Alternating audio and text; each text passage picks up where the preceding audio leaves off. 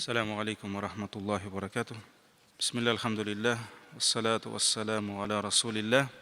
Альхамдулиллах, Всевышний Аллах дал нам собраться в Его доме, у Него в гостях и выполнить одно из самых великих поклонений, которое является показателем нашей покорности, верности, веры в Аллаха. Это намаз. Пусть Аллах Тааля примет, иншаллах, наши намазы, молитвы. Продолжаем урок. Сегодня у нас второй урок. Уроки дуа, уроки мольбы. И первый урок у нас был как вступительный урок, был немножко короче, где мы с вами говорили, что дуа, возможность обращаться к Аллаху с просьбами, взывать Ему о помощи, к Нему о помощи. Это, машаллах, великая милость, великий дар Всевышнего Аллаха нам, Его слабым, беззащитным рабам. Потому что мы, люди, жители, крошечные жители этой вселенной, несмотря на свое положение, несмотря на свою слабость, Аллах, машаллах, дает нам возможность в любое время дня и ночи, с любой части земли, на любом близком тебе языке, своими словами обратиться к Нему, без каких-либо посредников, без никаких там системы охраны, приемных. Аллах, альхамдулилля, всегда слышит и любит, когда Его рабы даже по маленьким делам, по маленьким проблемам обращаются к Нему. И я прошу у Аллаха полезных знаний и прошу у Аллаха защиты от бесполезных знаний. И напоминаю как себе, так и вам, что цель приобретения знания – это результат этих знаний, это действие, это амаль. И как бы, машаллах, Аллах не возвеличивал знающих, как бы Аллах не возвеличивал, как бы не говорил о превосходстве знаний, мы знаем, что цель знаний – это жить по этим знаниям. И я прошу у Аллаха, чтобы через эти уроки Аллах Тааля дал нам возможность в каком-то роде, в какой-то части понять смысл, ценность этого великого поклонения, которое называется дуа. И, иншаллах, обращаться к Нему всегда просить у Него, обращаться к Нему. И пусть Аллах Тааля, иншаллах, примет наши дуа. Сегодня мы с вами будем говорить про фадаилю дуа, превосходство дуа над другими деяниями, превосходство мольбы, на которые указывает Коран, которые напоминаются в Коране. Иншаллах, мы с вами прочитаем несколько аятов из книги Всевышнего Аллаха и посмотрим, на какие же превосходства мольбы указывает Китабуллах, книга Всевышнего Аллаха. И если посмотреть книгу Аллаха, посмотреть сунну пророка, саллаллаху алейхи вассалям, и Коран, и хадисы пророка объясняют нам великое положение этого великого дела, поклонения, объясняют нам, в чем же важность дуа, важность мольбы в жизни человека, призывают рабов всегда обращаться к Аллаху, уповать всегда на Него и просить Его о помощи. И вот книга Аллаха – это дар Всевышнего, воспитывает людей со всех сторон, со всех ракурсов. И это лекарство, которое, проникая внутрь, в душу человека, это лекарство, оно само находит недуги, болезни, которых у нас очень много, лечит их и идет вот этот процесс лечения со всех направлений. Вот если тут кто постарше, помните, в 90-х годах, когда очень много было в России аферистов, там всяких, те, кто лечили, кто-то через телевизор лечил, кто-то через воду лечил, много было аферистов, придумали такое лекарство. Очень много его рекламировали, и очень многие богатые люди, они обманывались, покупали это. Это называлось кремлевская таблетка. Вот Абылар тут. Вспомнили эту аферу, да? Это какая-то электронная таблетка, она дорого стоила, поэтому, альхамдулилля, многие не повелись на эту рекламу. И вот я точно помню, когда еще в школе учился, реклама была такая: вам не надо искать ваши болезни, вам надо только купить эту таблетку и глотать ее. И вот эта таблетка, когда проникает, прямо показывали, как эта таблетка проникает в организм человека, она ходит как спутник, поэтому она будет ходить внутри человека и искать болезни. И когда она найдет эту болезнь, здесь подлечит что-то у тебя, там, и вот такая вот чудесная таблетка. Да? Это, конечно, афера. Но вот когда я читал книгу «Возвращение к Корану», шейх Маджид аль-Хиляли, на русском языке она есть.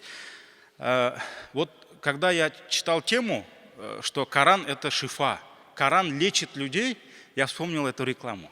Потому что, машаллах, книга Аллаха это такое лекарство, которое действительно по мудрости Аллаха находит все наши болезни. Вот у тебя здесь кибр, высокомерие, оно подлечивает твое высокомерие. Какой-то аят, такая-то сура, машаллах, ставит тебя на место, что ты не стоишь того, чтобы высокомерничать, возноситься перед другими. Здесь у тебя хасад, зависть. Коран, аят находит у тебя, когда человек читает, проникает в смысл этих аятов, машаллах, Коран находит эту болезнь и здесь подлечивает. У тебя здесь не хватает чего-то, машаллах, Аллах милостивый, здесь, иншаллах, у тебя будет хватать это. Поэтому вот книга Всевышнего Аллаха, машаллах, ее просто надо пустить туда. Потому что Коран это му'джиза, это чудо, которое у нас есть сегодня в наших руках. Просто этот Коран нужно пустить туда внутрь, нужно читать Коран, нужно вникать в смысл аятов, и вот этот Коран, он сам найдет наши болезни, он сам будет лечить их, и исцеление от Всевышнего Аллаха со всех направлений. И также сунна пророка, алейхиссаляту вассалям. Поэтому, что касается дуа, читая Коран, изучая хадисы пророка, саллаллаху алейхи вассалям, мы видим, что и Коран, и хадисы, что касается дуа, они приходят к нам с разных направлений. Вот есть, например, аяты в Коране. Сегодня мы про Коран будем говорить, не про хадисы. Есть аяты, которые напрямую призывают нас, Аллах приказывает нам обращаться к Нему. Аллах говорит: обращайтесь ко мне, взывайте ко мне. Это приказ в форме повелительном. И Аллах Тааля повелевает нам, чтобы мы регулярно обращались к Нему с мольбами. А есть аяты, которые приходят с другой стороны, чтобы был результат, чтобы мы жили с дуа, с мольбами. Некоторые из этих аятов рассказывают нам про великие пользы дуа. Потому что когда человек слышит, что что-то полезно, да, например, какой-то фрукт, овощ, когда он слышит, что это полезно, даже если ему не говорить, покупай это, да, или даже если не показать, где это продается, он начинает искать. Почему? Потому что он понял, что это полезно для него. Это полезно для почек, а у него проблемы с почками. И поэтому есть аяты, которые не призывают нас напрямую: делайте дуа Аллаху, да? Нет, аяты нам дают понять, в чем же польза дуа. И в чем награда? Награда, которую получат люди как результат этого поклонения. Как в этой жизни, иншаллах, так и последующие. Потому что мы знаем, что любое поклонение, польза от этого поклонения человек обязательно, иншаллах, возьмет как в этой жизни, так и в вечной жизни. И награда, иншаллах, она отразится от этого поклонения, награда отразится и в этой жизни, и, иншаллах, в последующей. Есть такие аяты. А есть некоторые аяты, которые предупреждают нас. Есть аяты, которые завлекают нас. Машаллах, ты будешь делать дуа, у тебя будет то-то, то-то, то-то. Ты сделаешь дуа, за это ты получишь то-то, то-то. То есть Аллах завлекает нас. По-татарски казактра, да? А есть дуа, есть аяты, которые предупреждают нас. Не смей оставить это поклонение. Не смей оставить мольбу. Не переставай, никогда не переставай молиться Аллаху. Они предупреждают, они устрашают, что жизнь без этого поклонения, жизнь без дуа – это беда. И отказ, есть аяты, которые предупреждают, что отказ от этого поклонения – это высокомерие. Когда человек перестает просить у него, значит, он начинает думать, что он не нуждается в нем. Так ведь? Поэтому мы, иншаллах, про это будет отдельный урок. Поэтому посланник Аллаха сказал, когда просите у Аллаха, будьте настойчивыми. Нельзя просить: о Аллах, если ты захочешь, дай мне это. Но если нет, тогда нет. Это ученые говорят, что у этого человека больной таухид. У него больная гакида. Почему? Потому что этот человек, когда говорит: о Аллах, если захочешь, ты мне дай, а если нет, тогда мне кто-нибудь другой даст, получается. Так ведь? Нет. Человек должен, когда стучится во дверь Аллаха, да, он должен стучаться так, чтобы его Аллах услышал. Потому что у него нет другого выхода, нет другого Создателя, нет другого, который достоин его дуа, который может ответить на его дуа. Поэтому отказ от этого поклонения дуа – это высокомерие. И приводит человека к печальным последствиям, как в этой жизни, так и последующим. И вот давайте откроем книгу Аллаха, Коран. Мы открываем первую страницу и видим суру, открывающая Коран, суратуль Фатиха. И в этой суре, прямо в сердце этой суры, мы видим это поклонение, это дуа. Это дуа. Сура, которая нашла свое достойное место на первой странице. А мы знаем, что суратуль Фатиха – это не первые аяты, которые Аллах не спаслал. Так ведь? Суратуль Аляк был не спослан. Но почему суратуль Фатиха была на первой странице? Это тоже от Аллаха. Пророк сам не решал такие вещи. Поэтому это все от Аллаха. Порядок вот этот. Это первая сура, вторая, третья. Это все от Аллаха. И эта сура нашла достойное свое место на первой странице Корана. Поэтому она открывающая Коран. Она самая святая, самая великая сура Корана. И является, как ученые тафсиры говорят, это мукаддима. Это предисловие Корана. Потому что эта сура, она небольшая. Машаллах, мы эту суру читаем в каждом ракагате, да? А иногда так привыкаем к этой суре, что перестаем ценить эту суру. Но вот эта сура, она является мукаддима, предисловием Корана. Все содержание Корана находится внутри этой суры и в сердце этой суры. И мы видим, что в этой суре Аллах учит нас правильно обращаться к Нему с мольбой, делать дуа. А самым важным просить у Него самое важное и необходимое для людей благо, как для этой жизни, так и последующей. Это что? Хидая. Это прямой путь.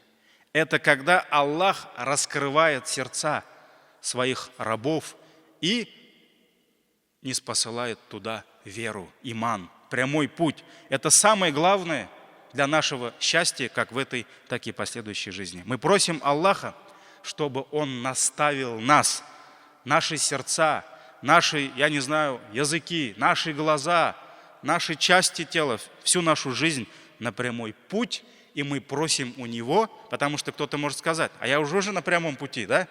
Мы просим у Него, чтобы Он вел нас по этому пути, потому что Аллах может ввести и в заблуждение. Поэтому Аллах говорит, «Ихдина, наставь нас, ас-сират аль-мустаким, наставь нас на прямой путь. Веди нас прямым путем». Суратуль Фатиха, 6 аят. Это что? Это обращение к Аллаху. Мы просим у Него, мы делаем дуа. Поэтому первая страница Корана открывается, начинается с дуа. И мы знаем, что только Аллах может раскрывать сердца рабов. Только Аллах оживляет мертвые от неверия, от невежества, от многобожия сердца, души людей. И только Он наставляет их на прямой путь, и только Он ведет людей по прямому пути. И много других аятов, которые доказывают это. Как, например, Аллах Тааля говорит, «Ман яхдиллях фахуаль мухтади». Кого Аллах наставляет на прямой путь, то фахуаль мухтади. Он идет по прямому пути. Почему? Потому что Аллах его ведет. Да? «Ваман юдлиль». А кого Аллах вводит в заблуждение, лишает его сердца имана, таухида, поклонения Аллаху, фауляика хумуль хасирун. Аллах Тааля говорит, знайте, они становятся теми, которые потерпели убыток. Убыток как в этой, так и в последующей жизни. И что может быть лучше? Что может быть ценнее для человека, чем сиратуль мустаким, чем прямой путь? И вот с этой мольбы, которая является самой нужной мольбой, начинается книга Всевышнего Аллаха. И мы должны знать, что эту мольбу, это дуа. Такого дуа нет больше. Аллах приказал нам делать сколько раз в день? Сколько ракагатов фарза намаза? 17? Да, больше таких дуа нет. Аллах Тааля, если вменил в обязанность каждого мусульманина, мусульманки в день и ночь за сутки 17 раз, 17 ракагатов, 17 раз прочитать этот аят, а мы знаем, чтение суры Аль-Фатиха, если в ханафитском масхабе это ваджиб тоже обязательно, а в других масхабах ученые говорят, что это фарз, да? Поэтому Аллах вменил в обязанность, чтобы мы делали это дуа 17 раз в день. И вот это первая страница Корана. Открываем последнюю страницу Корана. Чем начинается Коран, чем завершается Коран? Открываем, видим сурат Ан-Нас. Последняя сура Нас. И в этой суре мы находим другой вид дуа, который называется «Куль а'удhu», то есть исти'ада. Это один из величайших видов дуа, обращение к Аллаху называется исти'ада, когда мы ищем защиты от вреда чего-то, кого-то, у кого? У Аллаха.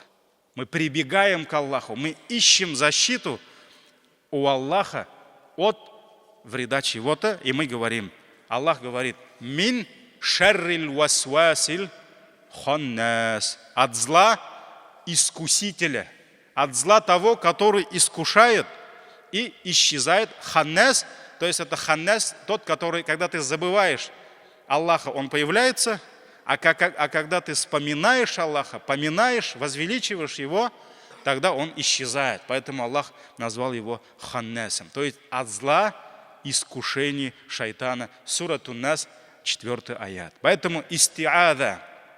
В этом аяте Аллах призывает нас к поиску защиты, чтобы мы просили у Аллаха защиту от зла, наущения шайтана. И Аллах Субханаху ва Тааля, если Он не защитит своего раба, если Он каждого из нас не будет защищать от Иблиса, то никто своими силами, своими усердиями, помимо защиты Аллаха, никто не сможет уберечься от наущения, от вреда шайтана. Никто не может спастись. И вот когда некоторым Может быть, у них мало знаний, да? Может быть, они не понимают, кто такой шайтан, иблис, да? И какой у него опыт работы, умение в этом деле искушать людей. А некоторые говорят, почему? Я вот сам такой, я не поддаюсь шайтану. А как ты не поддаешься шайтану? Ну вот я с детства воспитанный человек, меня родители воспитали. Кто-то говорит, а у меня вот совесть есть, у меня много совести, поэтому я не буду искушаться, не буду поддаваться наущениям шайтана. Некоторые говорят там про, что там у нас есть, такое сильное, мощное, сила воли, да, про это некоторые говорят. Некоторые говорят про порядочность, когда позвали, женщина открывает магазин и просит хазрата, чтобы хазрат поехал туда, прочитал Коран, да, чтобы дуа сделал, чтобы баракат был. И хазрат, конечно, должен спросить, а там что будете продавать? Там будут продавать водку.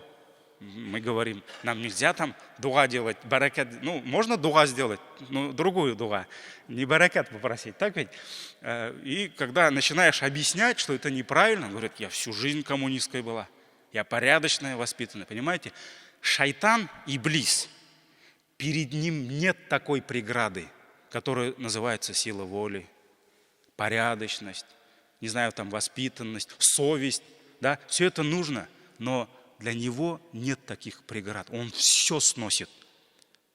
Когда Аллах Тааля дал рассрочку иблису до судного дня, аят, он что сказал? «Фаби'иззатика». Я клянусь твоим величием. Он сказал твоим величием. Он понимает, кто есть кто. Да? Я клянусь твоим величием. «Ля угуяннахум аджмаин». Я совращу их всех. Он посмотрел на Адама. Из-за него же, получается, он лишился своей степени. Да? Он был изгнан. Он был проклят. И он сказал, я совращу их всех. И вот в этом слове «всех» туда попадают и порядочные, и воспитанные, и коммунисты, и так далее, и так далее. Но одно исключение. «Илля», в аяте говорится, «Илля айбадака минхумуль мухлисин». Кроме тех твоих рабов, которые предались тебе искренне. Вот ты возьми и предайся Аллаху. Возьми себя и спрячь под защитой Аллаха. Искренне. Если Аллах тебя защитит, Он не сможет тебя совратить. Поэтому истиада – это когда человек, понимая, что только Аллах может защитить, только у Него можно спастись, он ищет защиту у Него, к Нему обращается. И вот последнее обращение Всевышнего всему человечеству, то есть Коран, самое последнее обращение Аллаха к человечеству мы знаем. Первая страница начинается с дуа. Дуа, когда мы просим самое нужное, самое необходимое для нас. Это Сиратуль Мустаким, Хидаят. И книга завершается словами дуа. О чем это говорит? Это говорит о том, что степень этого поклонения, дараджа, да, действительно очень велика перед Создателем. И важность этого поклонения для его рабов действительно велика. Поэтому это уже доказывает, первая и последняя страница доказывает, что такое дуа. Сурат Гафир, прощающий, 60-й аят. Кстати, в книге шейха «Фикхуль адгият валь адкар», вот, с которого я взял эти вещи, очень много он повторяет, будет повторять этот аят.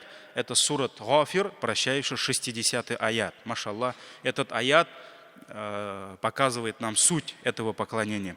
В этом аяте Всевышний Аллах призывает нас, приказывает нам, повелевает обращаться к Нему с мольбами и предостерегает нас от отказа, от оставления этого поклонения. И Аллах говорит: «Вакаля роббукум», и сказал ваш Господь, «Уд'уни», форма повелительная, взывайте ко мне, делайте дуа, просите у меня, обращайтесь ко мне, астаджиб лякум, а я отвечу вам. Аллах говорит: вы просите у меня, а я отвечу вам. «Инналлазина ястакбируна ан ибадати». Воистину те, которые превозносятся, у них высокомерие. Они думают, что они могут управиться без помощи Аллаха. Воистину те, которые превозносятся ан ибадати, над поклонением мне, саядхулуна джаханнама дахирин, они вскоре войдут в гиенну, в ад, будучи опозоренными, будучи униженными. Вот если в начале аята Аллах призывает нас делать дуа, обращаться к Нему с мольбами, а в продолжении аята говорит, а те рабы, которые превозносятся над этим поклонением, то есть над чем? Над дуа, над мольбой, да? Они войдут в ад, будучи униженными, дахирин, опозоренными. Это сурат Гафир, 60-й аят. И я призываю вас дома найти эту суру и найти этот аят и прочитать тафсир этого аята. И вот дуа. В этом аяте Аллах назвал, что дуа – это есть поклонение. И мы пройдем с вами хадис, где посланник Аллаха, алейхиссаляту вассалям, говорит, что дуа – это не просто поклонение, это основа, это вот стержень поклонения. Потому что тот, который взывает к Аллаху, он признает огромную истину. Он признает, кто есть Он, кто ты такой. Ты слабый, ты беспомощный. Ты тот, который каждую, не только минуту, каждую секунду, ты даже моргнуть не можешь глазом, если Аллах не соизволит тебе. Да? Вот ты каждую минуту нуждаешься в Нем, ты нуждающийся в Нем, ты факир перед Ним, ты признаешь это. Вот поэтому мольба – это есть поклонение. Но то сердце, которое поражено недугом, страшным недугом, который называется кибр, высокомерие, высокомерный человек, он далек от дуа. Он не хочет дуа делать. Он даже не понимает, что нужно обращаться к Аллаху. Таких людей в этом аяте мы с вами прочитали, их ждет великий позор. Поэтому Всевышний Аллах своих любимых рабов призывает, чтобы они всегда во всем взывали к Нему, обращались к Нему своими мольбами, надеялись на Его милость и опасались Его гнева. Аллах в сурат Аль-Аграф 55-56 аятах говорит: «Уд'у раббакум», взывайте к своему Господу, взывайте. Аллах Тааля повелевает, взывайте к своему Господу тадарруан, то есть смиренно, понимая свою слабость, свою беззащитность, смиренно, уахуфьятан, и тайно. Тайно. Не надо повышать голос, не надо кричать, потому что мы взываем не к глухому, не к слепому, мы взываем тому, кто все слышит. Мы взываем тому, кто все видит, все знает. Поэтому Аллах говорит: взывайте к Нему смиренно и тайно. «Иннаху ла юхиббуль му'тадин». Воистину, Он не любит тех, которые приступают. То есть Аллах даже в дуа, в поклонении, Он установил границы, и те, которые переступают через эти границы, они являются преступниками. «Валя туфсиду фил арды ба'да исляхиха». И не распространяйте нечестие на земле после того, как она была приведена в порядок. Аллах, машаллах, все привел в порядок, и не надо портить этот порядок. Поэтому Аллах говорит: не распространяйте нечестие на этой земле.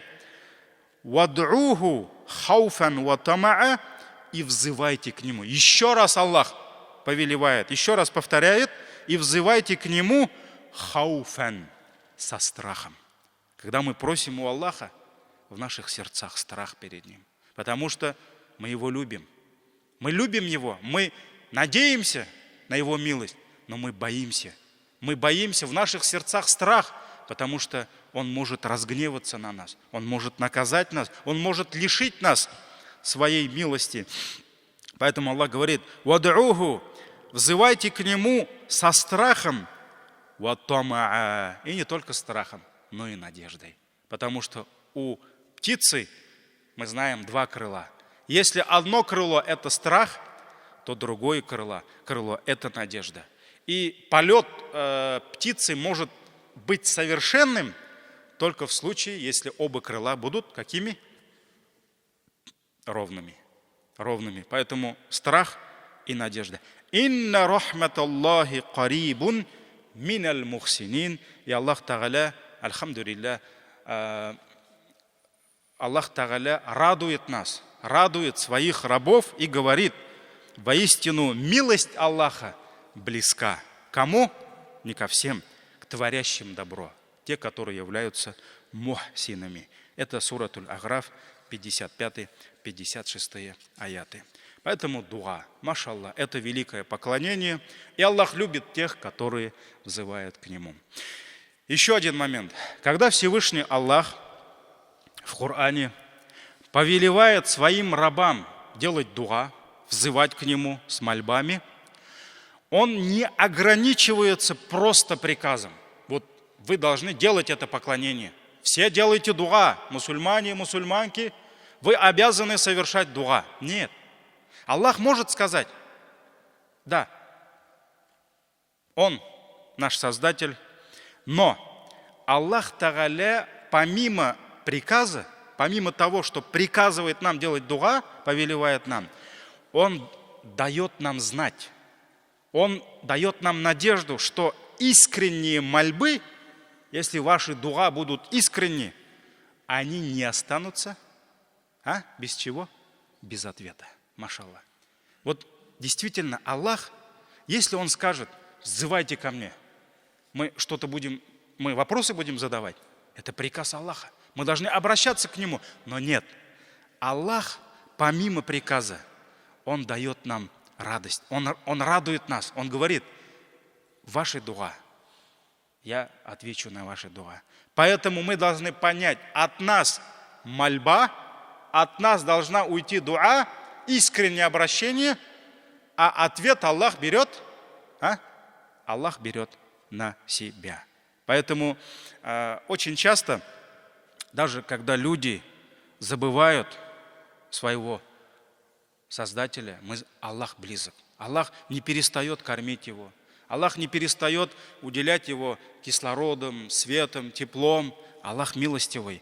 И Аллах обещал нам, Аллах выполняет свои обещания, что если мы будем взывать к Нему, если мы будем просить у Него помощи, а у каждого своя просьба, у каждого свои проблемы, Аллах обещал нам, что Он услышит наши слова.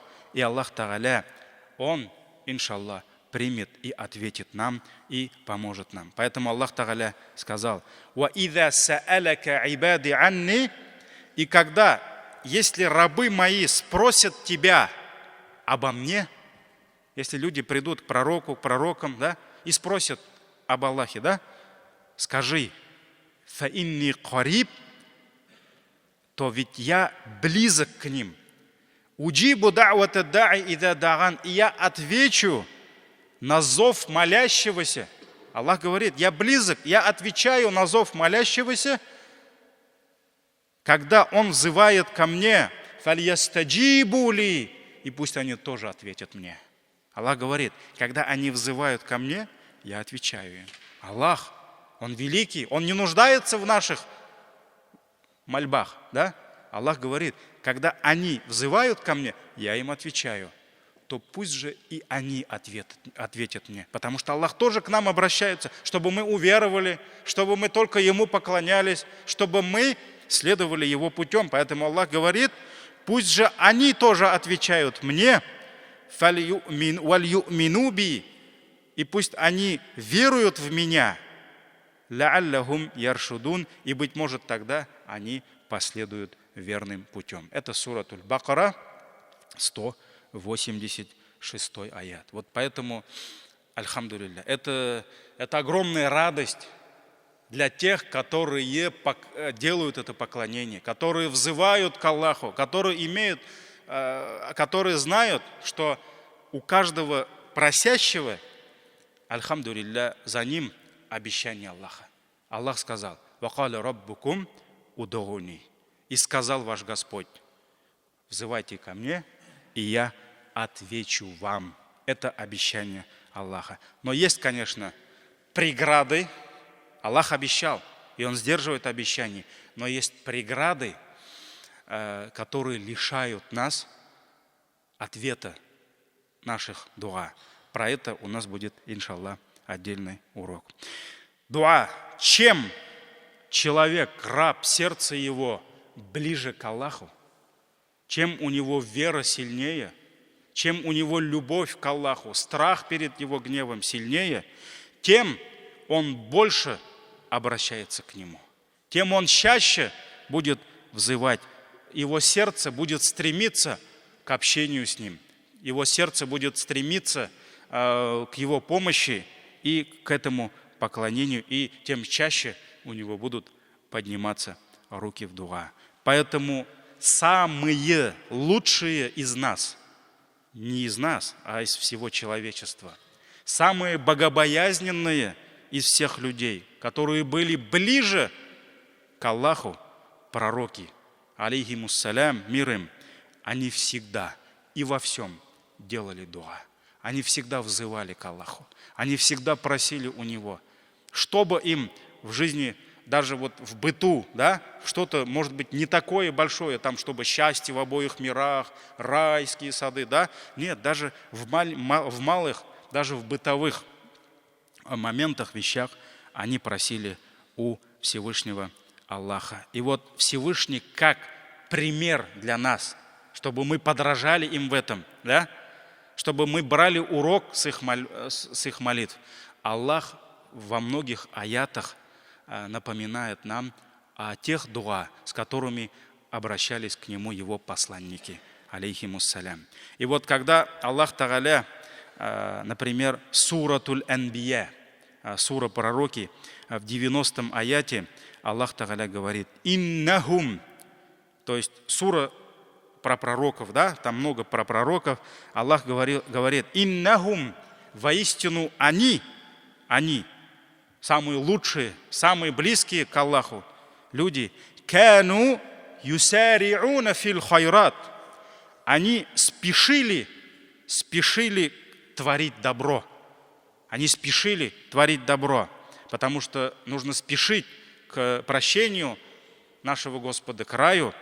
وَيَدْعُونَنَا رَغَبًا وَرَهَبًا. И они взывали к нам, они взывали к Аллаху с надеждой, рагабан, варахаба, и страхом. Страхом перед Его наказанием. وَكَانُوا لَنَا خَاشِعِينَ.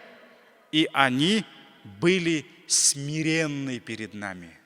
Все пророки были смиренны перед Аллахом. И хушу, смиренность, как во время дуа, как во время поминания Аллаха, как во время молитвы, намаза. Конечно, самый лучший хушух был у пророков. И вот в Коране Аллах приводит мольбы некоторых пророков отдельно.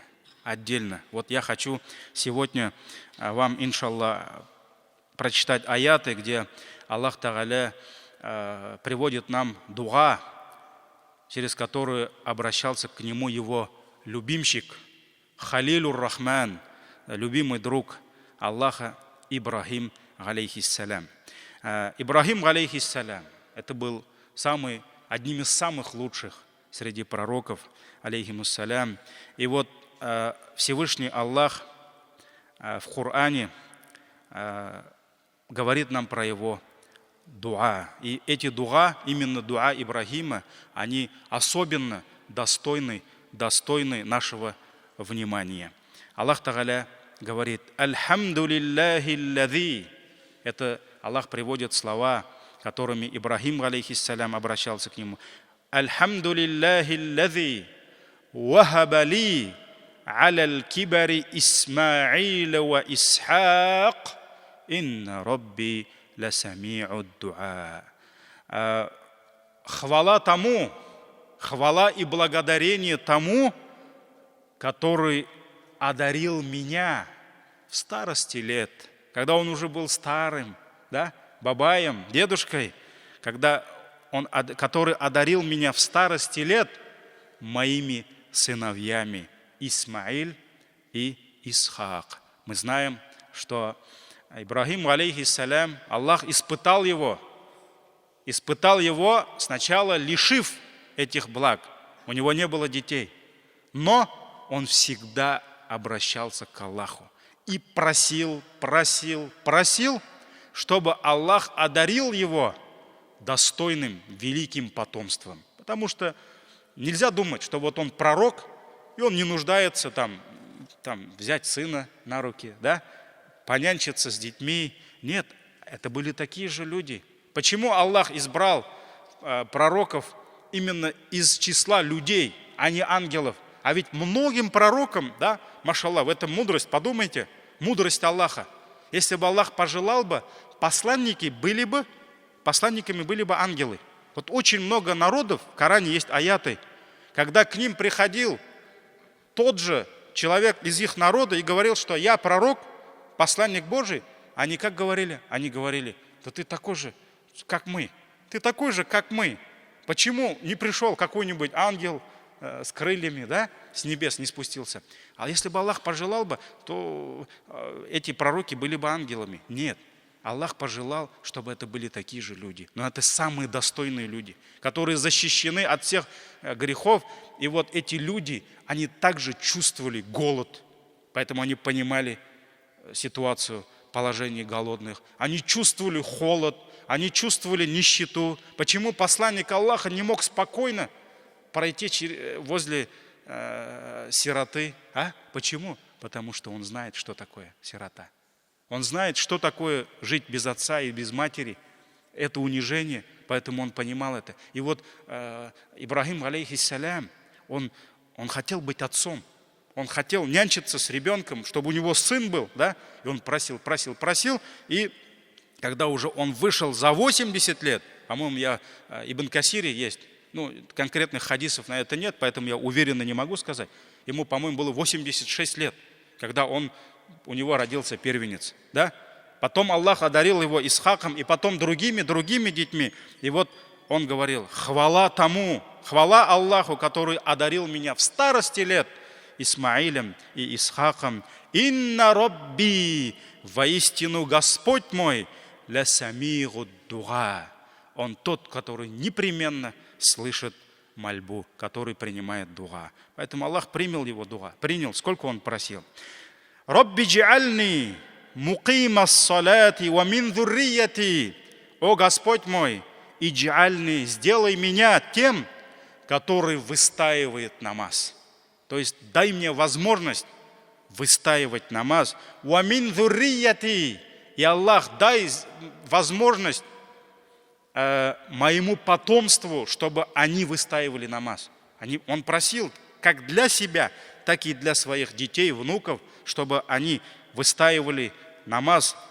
Роббана ва такаббаль дуа. О Господь наш, прими наши дуа. Прими дуа, ибо только Аллах принимает дуа. Идем дальше. Это все сурат Ибрахим с 39 по 41 аят.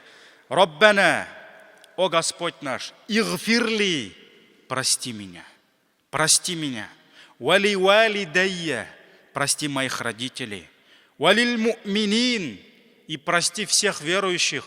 И иншаллах, под это дуа Ибрахим, алейхиссалям, попадаем мы, потому что мы верующие, иншаллах.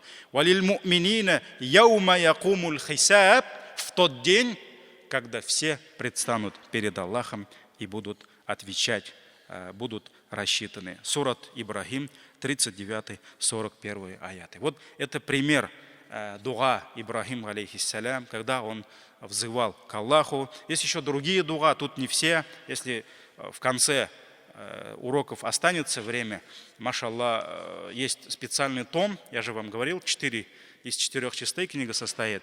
Есть специальный том, последний том, по-моему, он посвящен вот этим дуам. Вот эти все дуа, через которые взывали к Аллаху пророки, алейхимуссалям. Иншаллах, на следующем уроке мы с вами начнем с дуа Нух, алейхиссалям. Как Нух, алейхиссалям, обращался к Аллаху дуа. И уже перейдем потом к сунне пророка, алейхиссалям, где указывается на превосходство, на ценности дуа. Джазакумуллаху хайран. Субханак Аллахума бихамдик. Ашхаду ан ла илляха илля ант. Астагфирука ва атубу илейк. Саламу алейкум ва рахматуллахи ва баракатуху.